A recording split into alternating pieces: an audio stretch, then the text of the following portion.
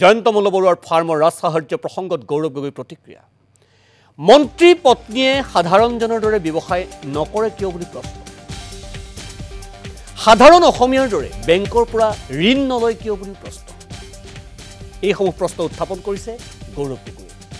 মন্ত্ৰী বিধায়কৰ বাবেহে চৰকাৰী আঁচনি দিকে বুলি প্ৰশ্ন উত্থাপন কৰিছে গৌৰৱ গগৈ কি ক'লে গৌৰৱ গগৈ শুনোৱা হয় কিন্তু তেওঁলোকে যে মাত্ৰ গো নামত ভোট বিচাৰে সততা নাই এটোটো আজি তেওঁলোকৰ কাম কাজতে প্ৰমাণ হ'ল এতিয়া কোনোবা মন্ত্ৰী বিধায়ক পৰিবাৰ লৰা ছোৱালী ব্যৱহাৰ কৰিবলৈ বিচাৰে কৰক আমাৰ আপত্তি নাই কিন্তু তেওঁলোকে যদি কিবা আৰ্থিক সহায় ল'বলৈ বিচাৰে তো বেংকৰ ওচৰত যাওক প্ৰাইভেট আমাৰ NBFCs আছে ঢেৰ সৰু সৰু বেংক আছে বন্ধন বেংক আছে যিদৰে এজন সাধাৰণ ব্যৱসায়ী সবটো ব্যৱসায়ী চৰকাৰী সুবিধা নাপায় তেওঁলোকে পইচাবোৰ ক'ৰ পৰা লয় তেওঁলোকৰ কাৰোবাৰ পৰা ধাৰ লয় তেওঁলোকে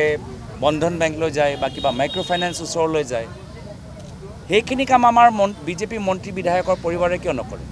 চৰকাৰী আঁচনি সুবিধাটো সকলোৱে নাপায় এটা অসমৰ ভিতৰত কিমান আমাৰ গৰু পালক আছে এটা সকলোৱেতো সেই সুবিধাটো পোৱা নাই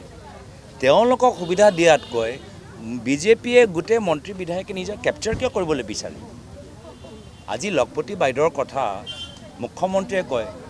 এটা আকৌ তেওঁ যিসকলৰ আজি ঘৰত লাখ লাখ টকাৰ গহনা আছে যিখিনি কথা আমি যোৱাকালি গম পাইছোঁ আজি তেওঁলোকৰ আৰ্থিক ভৱিষ্যতৰ বাবে চিন্তা কৰিছে তো দুখীয়া মহিলাক দিব 1250 টকা আৰু মন্ত্ৰী বিধায়কৰ পৰিবাৰে ল'ব 30 লাখ টকা এই কি ধৰণৰ ন্যায় হ'ল এয়াই পৰিৱৰ্তন নেকি চৰকাৰ কাৰ বাবে চৰকাৰী আঁচনি হৈছে জনসাধাৰণৰ বাবে দুখীয়া ৰাইজৰ বাবে নিবনুৱা যুৱকৰ বাবে সৰু সৰু আত্মসহায়ক গোটৰ বাবে খেতিয়কসকলৰ বাবে গৰু পালকসকলৰ বাবে প্ৰকৃত গৰু পালক এই আঁচনিবোৰ তেওঁলোকৰ বাবে হৈছে ইয়াত আকৌ তেওঁলোকে কিয় হাত দিছে নিজৰ কিবা বেংকৰ পৰা পইচা